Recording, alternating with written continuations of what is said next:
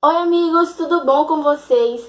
Sejam bem-vindos ao novo canal que eu estou fazendo aqui. Meu nome é Ana e esse é meu canal Te Indico Isso. Nesse canal eu vou estar tratando com vocês sobre histórias reais que aconteceram, tipo de crimes, histórias sobrenaturais. Então eu vou te contar todas as histórias reais que são baseadas em filmes e em séries. Eu vou estar te contando todas as versões reais dessas histórias. Então vamos lá. Hoje eu vou te contar a história da série Inacreditável, que é uma série da Netflix que ela é baseada em fatos reais. E hoje eu vou te contar a versão 100% real desse caso. Vamos lá?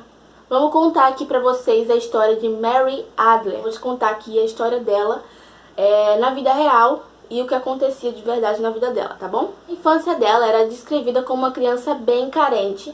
A mãe biológica dela deixava sob cuidado dos namorados que abusavam sexualmente e fisicamente da garota. Ela disse que esteve em 11 lares adotivos e também em grupos assim de pessoas carentes. E ela também foi separada dos irmãos. Então ela tinha, acho que 3 irmãos, 2 irmãos e uma irmã, e ela foi separada deles e colocada em lares adotivos. E ela também utilizava medicamentos pesados na sua infância. Ela dizia que tomava 7 comprimidos e usava um que era muito pesado, que era para depressão. Então, era uma criança de 8 anos usando remédios pesados. Aos seus 17 anos, ela foi adotada pela mãe de criação, Peggy Cunningham, e depois de um tempo ela conseguiu que a Marie se inscrevesse em um projeto que ajudava crianças que foram criadas em orfanatos a terem uma vida por conta própria. Então, eles auxiliavam com moradia, eles davam dicas de cartão de crédito, de mantimentos, essas coisas assim. Então a Peggy fez a Marie se inscrever, a Marie se inscreveu e ela conseguiu uma vaga nesse projeto. A Marie se mudou para Walderbrook Apartments e ela conseguiu um primeiro emprego em uma loja de supermercado, assim, entendeu? Ela disse que era incrível estar sozinha e que ela amava a sensação de liberdade que ela finalmente estava sentindo. Até que chegou o dia 11 de agosto de 2008. Foi em Linwood, Washington. Às 9 da manhã, os detetives de polícia receberam uma ligação para uma chamada de estupro. A Marie tinha completado 18 anos alguns meses atrás. Ela disse à polícia que passou a noite conversando com a sua amiga Jordan, pois ela adormeceu. Ela relata ter sido acordada por um homem com uma faca. Então ele amarrou ela com os cadarços, ele vendou os olhos dela, amordaçou ela e estuprou ela. E segundo ela disse que foi por horas. E depois do estupro, ele tirou fotos dela com uma câmera. Ela relata ter visto os flashes da câmera. Ele ameaçou ela que se ela contasse pra polícia, ele iria postar as fotos dela pelada na internet. A Marie estava muito assustada, mas ela forneceu alguns detalhes do homem pra polícia. Ela disse que ele era um homem branco usando um suéter cinza.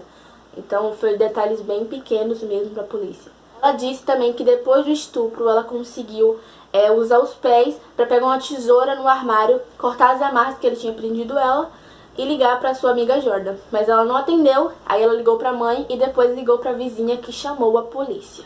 A polícia encontrou no quarto a porta de vidro aberta e ela levava para uma varanda que tinha tipo um jardim, que embaixo tinha grama, madeira e terra. Mas a terra estava bem remexida, como se alguém tivesse tentado subir.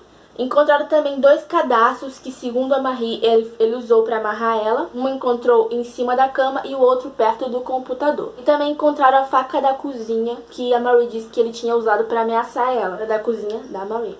Dá muita raiva nesse caso que, em 2008, como eles moravam numa cidade bem pequena, o caso da Marie foi um dos 10 casos de estupro que ele tinha registrado naquela cidade. Então eles moravam numa cidade pequena, não tinha tanto caso de estupro, então eles não tinham uma unidade para crimes sexuais, então eles não sabiam como tratar uma mulher violentada por crime sexual, eles não sabiam como tratar a Marie. Então, vocês vão entender por que eu tô falando isso, porque esse caso é um pouco intrigante, porque a polícia não soube tratar o caso do estupro. Foram só policiais homens e eles não souberam tratar o caso do estupro nem um pouco. A Marie teve que contar o caso dela muitas vezes para muitos policiais. Ela teve que contar para o primeiro policial que chegou e acho que para 2 detetives. Ainda teve que escrever o caso para dar as informações escritas. E imagina a quantidade de vezes que ela teve que repetir aquela cena na mente dela. A Marie foi levada para o hospital e foi relatado contusões na vagina e nos pulsos da Marie. As mães adotivas da Marie relataram que ela estava reagindo super bem ao estupro, ela estava reagindo como se nada tivesse acontecido, ela não estava histérica, não estava de jeito nenhum. Então elas tiveram dúvidas quanto a isso e suspeitaram das palavras da Marie. Outro dia, a polícia recebeu uma ligação informando que a Marie gostava de chamar a atenção e se questionava se o estupro tinha mesmo acontecido. E quem falou essas coisas foi a mãe adotiva Peggy. Dia 13 de agosto, a Marie entregou a declaração escrita para o policial do que tinha acontecido e eles acharam algumas coisas incongruentes na história dela. Eles encontraram muitas coisas que ela não tinha falado antes, quando tinha acontecido. A declaração dela, que ela escreveu, estava dizendo que o celular dela estava do lado da cabeça dela e que quando o estuprador foi embora, ela conseguiu pegar o celular e ligar com a boca. E ela não tinha falado isso, ela tinha falado que ela conseguiu pegar a tesoura com o pé, cortar as amarras e depois ela pegou o celular. Então eles acharam isso muito estranho. 3 dias depois, o detetive Mason ligou para Marie e falou que ela precisava ir na delegacia. Ela respondeu o policial com "eu estou encrencada", e ele achou isso muito estranho. Eu tava pensando que ela tinha inventado. Pra ele, quando um suspeito fala isso, é porque realmente tem coisa acontecendo. A suspeita deles aumentaram. Então, por volta das 16 horas, 2 detetives levaram a Marie pra sala de conferências. E lá aconteceram coisas que realmente você vai ver agora que eles não estavam nem um pouco preparados pra essa sessão. Ela teve que contar a sua história de novo, dando detalhes do que aconteceu. E também, ela também teve que contar a sua história do passado, então ela contou as coisas que aconteceram no passado e como ela também foi abusada sexualmente no passado. Terminando essa história, ela disse que acreditava sim que o estupro tinha acontecido. E eles começaram a questionar lá, dizendo que ela acreditava ou ela tinha certeza. E um dos detetives falou que ele não acreditava que o estupro tinha de fato acontecido. Então, o detetive falou que ele disse que ela tinha inventado a história. E com base na linguagem corporal dela e a linguagem que ela transmitiu, ele realmente chegou à conclusão de que ela estava inventando aquilo. Então, depois de pressionar muito a Marie, ela se sentiu muito pressionada. Os detetives pediram para ela descrever o que realmente tinha acontecido. E eles saíram da sala, deixaram ela um pouco sozinha para ela escrever na declaração o que tinha acontecido. E ela escreveu que ela tinha sonhado com um estupro. Isso não agradou nem um pouco os detetives, eles ficaram com raiva daquilo e disseram que ela tinha realmente que escrever a história real que tinha acontecido, que ela tinha inventado o estupro. Então ela só queria sair dali, então ela escreveu a história para ela ficar livre daquilo, porque ela sabia que aquilo não ia ajudar ela, que os policiais não estavam tentando ajudar ela. Então ela concordou em escrever. Na declaração ela colocou que estava querendo sair com uma pessoa e que essa pessoa não estava querendo e também que ela inventou a história.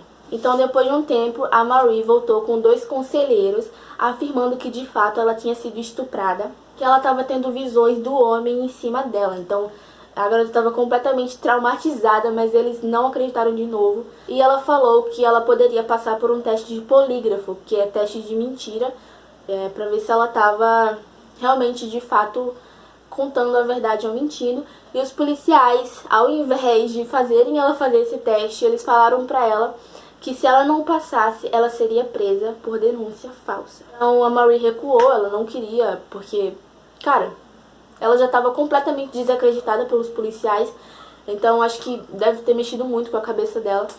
Então ela desistiu disso e os policiais pediram para ela contar para os conselheiros que ela tinha inventado o estupro. Então ela foi lá e contou para os conselheiros. Os conselheiros falaram que se ela quisesse continuar no apartamento, ela teria que contar para o grupo de apoio lá que ela estava no apartamento, que era de crianças que foram abandonadas em orfanato, que ela tinha inventado a história do estupro se ela quisesse permanecer no apartamento. Então ela contou para os amigos dela e eles não aceitaram, eles julgaram muito ela, fizeram bullying com ela por isso, bullying do tipo muito mal.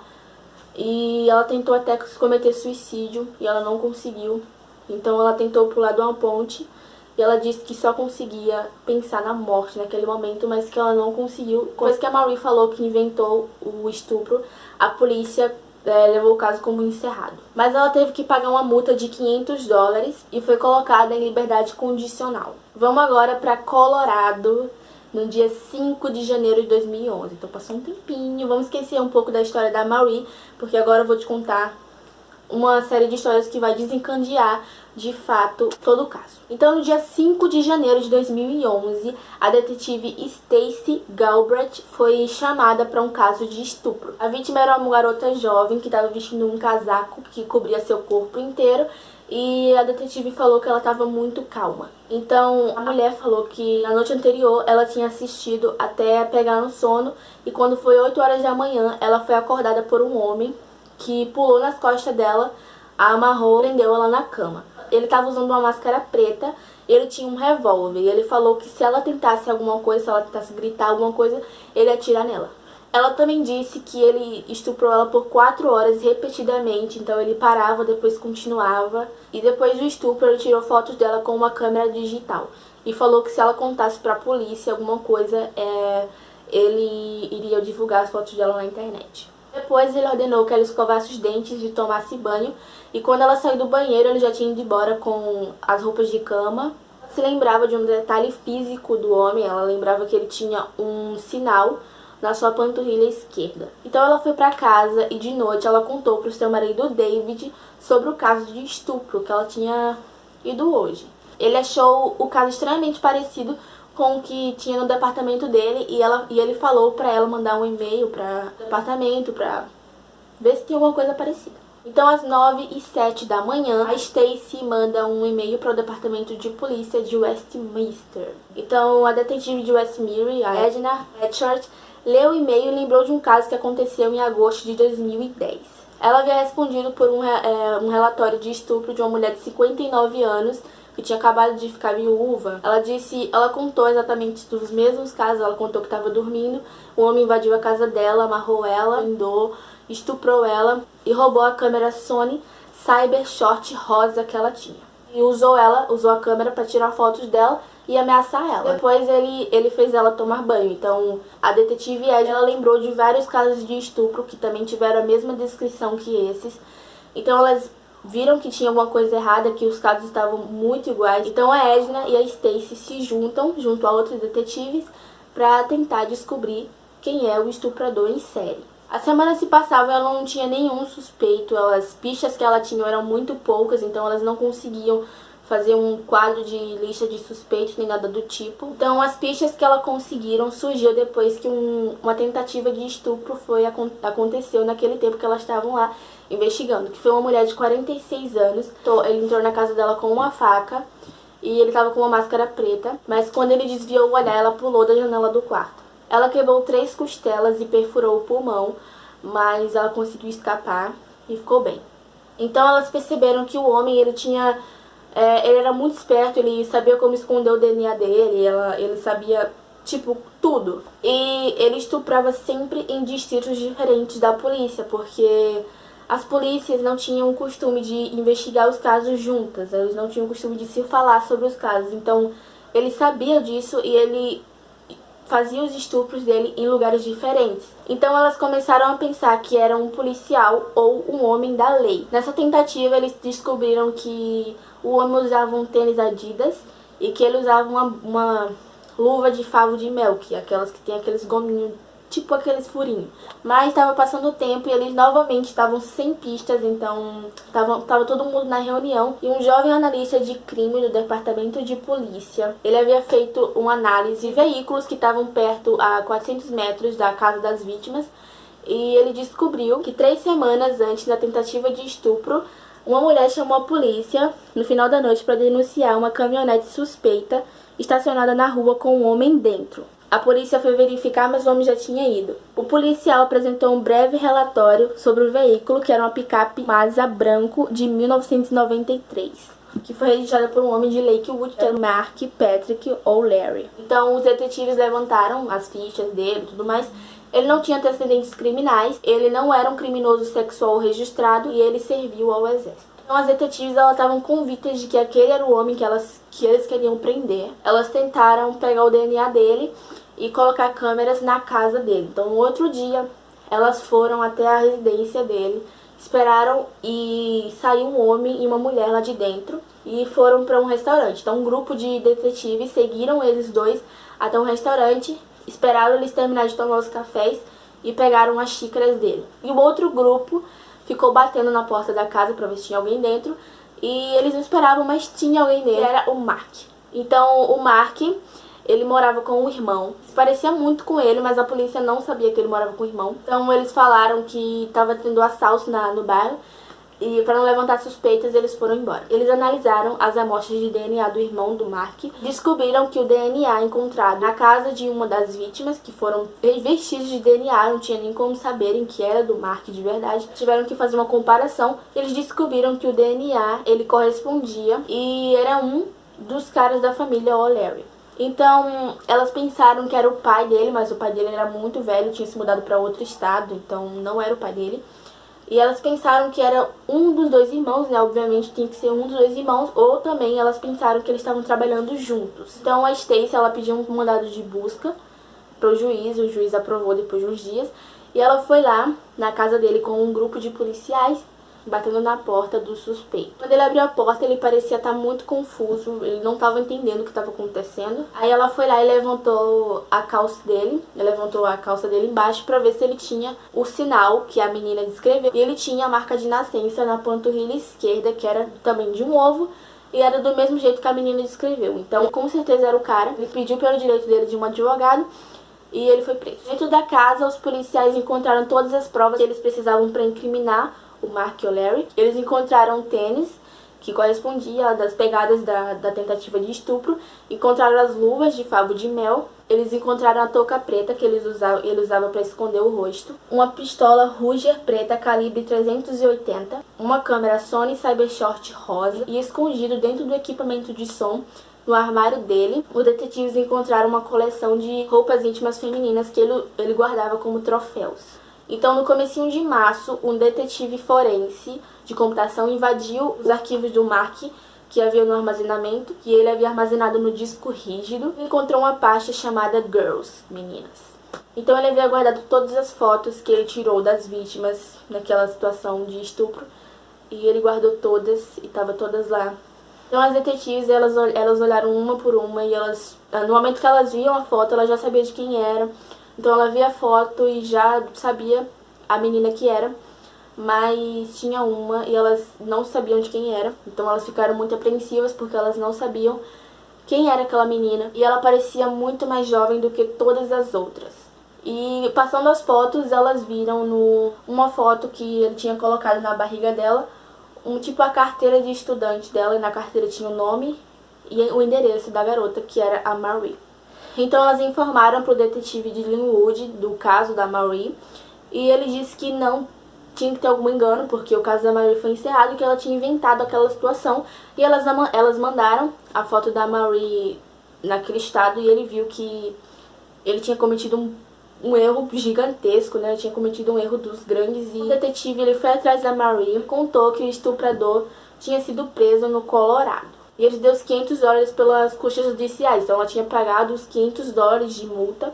E ele praticamente devolveu o que ela tinha pagado. Então, no momento ela ficou aliviada porque o cara tinha sido preso, né? Então, ela ficou muito feliz que o cara tinha sido preso, mas ela estava totalmente cansada. Ela disse que estava se sentindo completamente humilhada porque todo mundo tinha virado as costas pra ela. Todos os amigos dela viraram as costas pra ela. Ela tinha sofrido bullying, humilhações e tudo tinha acontecido com a garota. Até o pai adotivo dela falou que não queria que ela ficasse perto dele porque ela poderia denunciá-lo injustamente. Então, cara, imagina o que essa garota passou. Então ela arrumou um advogado, ela processou a cidade e ela aceitou $150 mil. O Mark Patrick O'Leary, que era o estuprador, ele disse que começou os estupros com seus 30 anos. Ele disse que tinha deixado inúmeras impressões digitais por todos os lugares e a polícia não fez nada. Ele se gabava muito de como a justiça era escassa e tudo mais. Ele descrevia os ataques dele com detalhes, eu não vou contar todos os detalhes dos ataques. Ele tinha estuprado uma senhora de 65 anos e ele descreveu que era como se tivesse acabado de comer o resto do dia de ação de graças. Como se tivesse comido o jantar de ação de graças. Então, esse homem era muito nojento. Ele se declarou culpado no dia 28 de dezembro de 2011. Ele foi condenado a 327 anos de prisão, que era o máximo permitido pela lei. Atualmente ele está alojado na Sterling Correctional Facility, Então ele tá até hoje na prisão, então ele nunca vai ser liberado, nunca vai sair de lá. Atualmente, a Marie, ela foi embora de Washington e ela tem 2 filhos agora, ela é caminhoneira. E ela tem 2 filhos, então ela tá super bem. E ela disse que agradece muito pelos detetives que prenderam o estuprador. Então isso também é fantástico, ver que 2 mulheres prenderam um cara desse, né? Assistam a série, que é muito boa, é essa daqui que eu vou estar deixando aqui do lado. Então vão lá e assistam ela, me contem o que vocês acharam do vídeo. E recomendem mais filmes e séries baseados em fatos reais pra mim estar comentando a realidade deles aqui pra vocês. E esse foi o vídeo, galera, espero que vocês tenham gostado. E é isso, tchau!